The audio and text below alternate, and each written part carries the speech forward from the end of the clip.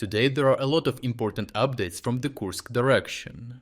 Here, Russians launched a continued effort in the southern part of the western sector, with the Ukrainians turning old Russian fortifications against them, creating brutal kill zones for Russian armor. To avoid a drawn-out and costly clearing operation, Ukrainians even feigned a weakness, luring the surviving Russian soldiers into a small forest, where HIMARS missiles could rain down fire on them. The goal of the Russian forces in this area is to take control of the village of Sverdlikovo, which could completely alter the dynamics of the Kursk Salient.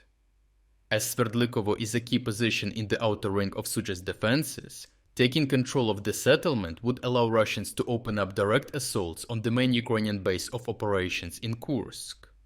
Russians recently pushed Ukrainians out of Nizhny Klin after over a month of intense fighting, which then secured their right flank against possible Ukrainian counterattacks.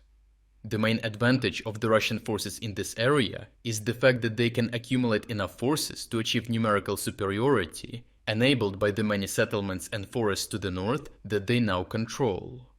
Additionally, the hardened Korenevo-Sudzha road allows the Russian mechanized units to move at full speed to dismount their infantry at Sverdlikovo in rapid succession. Furthermore, if we take a look at the topographic map, we can see that the terrain elevation in the area around this road is relatively even, allowing Russian forces to move along it without the risk of driving into a crossfire.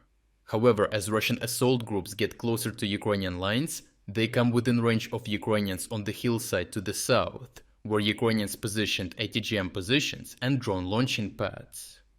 This area is also where Ukrainians, in the initial stages of the Kursk incursion, took control of the Russian defense lines meant to defend the border against Ukrainian assaults. This defense line consists of a vast network of trenches, bunkers, various underground facilities, and Dragon's Teeth anti-tank fortifications. Ukrainians later also moved engineering equipment into Kursk to further fortify the pre-existing defenses and reorient them to defend against Russian assaults from the north instead. This allows Ukrainians to sit out Russian artillery shelling and aerial bombardments in relative safety without suffering significant losses during this time.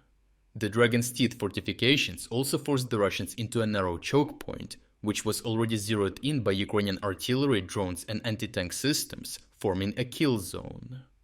Combat footage reveals how Russian mechanized formations moved along the road towards the gap in the Dragon's Teeth fortifications. As Ukrainians started hitting these vehicles with artillery, drones, ATGMs and landmines, the wrecks of destroyed armored vehicles quickly piled up, forcing the following vehicles to slow down to maneuver around them. This allowed the Ukrainian fire to become even more precise, as observation drones continued to correct their fire.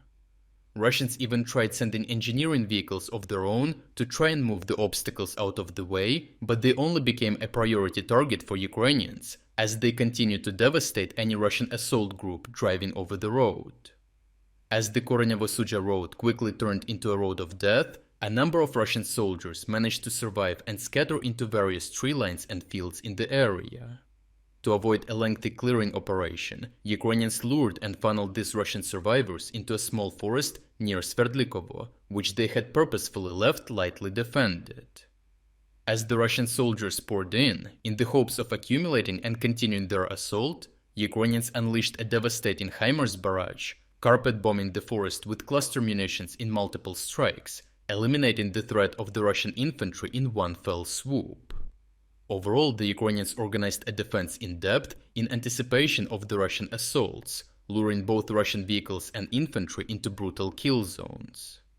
The assaults towards Sverdlikovo continue to be one of the most massive Russian mechanized efforts in the Kursk direction, and have resulted in hundreds of Russian soldiers killed and over 36 destroyed armored vehicles littering the road, only further contributing to the ever-depleting Russian armored reserve.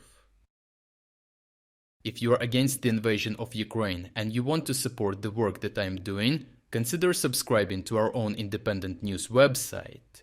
Here you can find our exclusive strategic insights, comprehensive overviews of all fronts, and regular tactical analysis videos. By subscribing, you will not only show your support for this channel, but also help and defend independent journalism.